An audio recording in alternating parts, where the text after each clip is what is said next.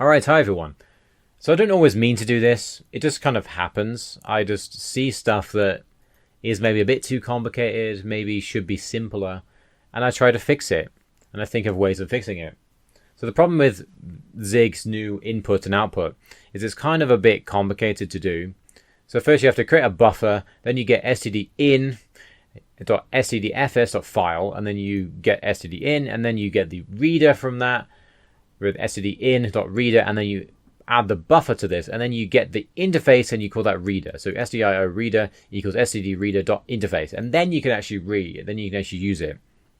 Same thing with write. So I'm not separating the std out here, but anyway, you can put it all in. You can get rid of the std in if you want, but I generally prefer to write that anyway. So what's the problem with this is you have to write this every time, and it's kind of unintuitive as well, and some of the inbuilt functions are a bit, like, how does this work? What is also another problem. Let's say, for example, we have std.debug.print. So we have print, right? What does print do? Well, it goes straight to output. Then we have, I have to uncomment this. So we go writer.print. And what does this print do? It writes to the buffer, not the output. And to actually output it, you have to call flush, which is kind of inconsistent. If you think you'd agree, I should use try, it doesn't matter. Try. The problem with this is, here we have print, and it prints directly to the output. Here we have print, and it prints to the buffer and doesn't show anything on the screen until the buffer's full or you flush. This is inconsistent. So basically what I decided to do was create, not necessarily an abstraction, but basically just a struct that will make it simple for you. And I called it console. So I'll show you this. So we have console here.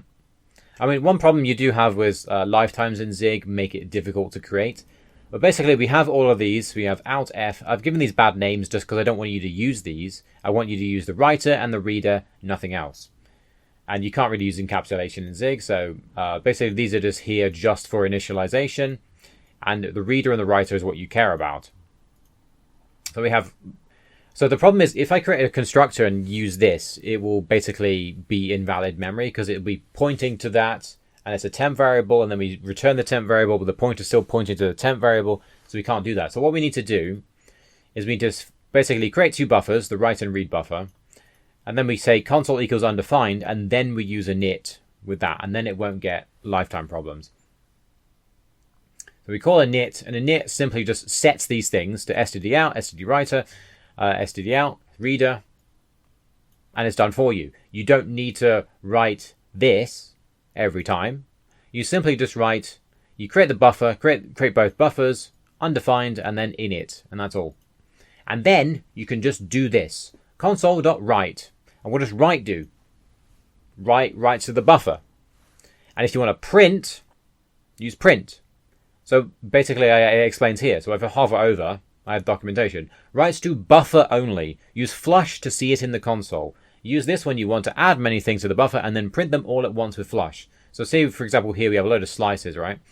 We're going to print these slices to the buffer, write them to the buffer, and then only at the end we're going to call flush, because flush is a syscall, right? You want to make it efficient. So in situations where you want to write a lot, so you have a for loop, loads of things, you write, and then after the for loop, you want to show it on the screen, you call flush. So that's the efficiency.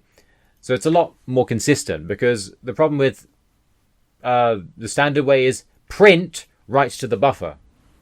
Okay, this is weird naming. I don't know why you do this. Okay, so here write writes to the buffer, flush shows it on the screen, and print will literally just call here print and then flush. That's it. And then we add the new line for you. So we write to the buffer, write to the buffer, and then we flush it. And that's it. Then we have read line. So read line, console.readline. Who doesn't know how to use this, right? And console.readline will simply just use the, it's platform agnostic, so it will ignore the R that's in Windows. That's a really stupid design flaw in Windows. Anyway, it doesn't matter. So yeah, we get the line using N, and then we ignore the R, and then return the line. And that's it.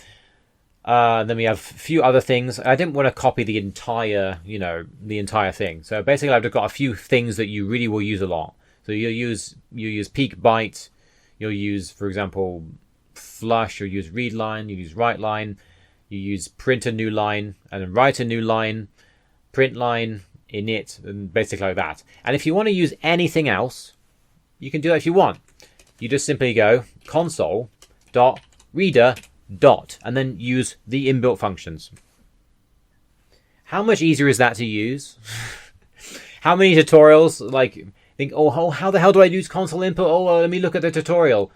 Now, so I'm probably going to put this on GitHub or something like this so you can download it. And probably Zig will change in the future. So I'll have to update it whenever Zig changes.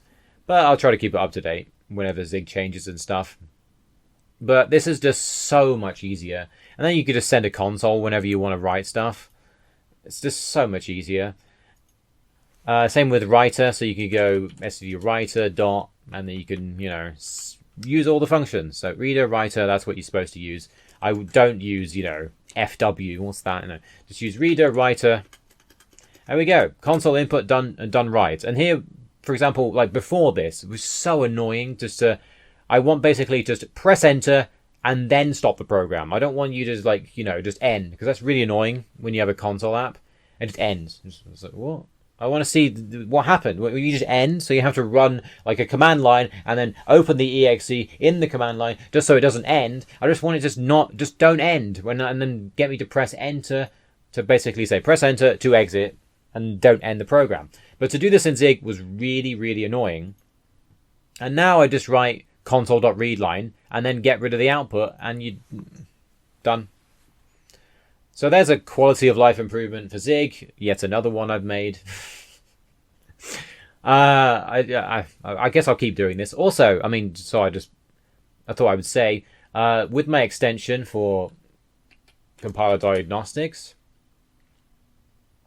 Zig compiler diagnostics, I've updated it. So before it would basically show an error. I can show you now.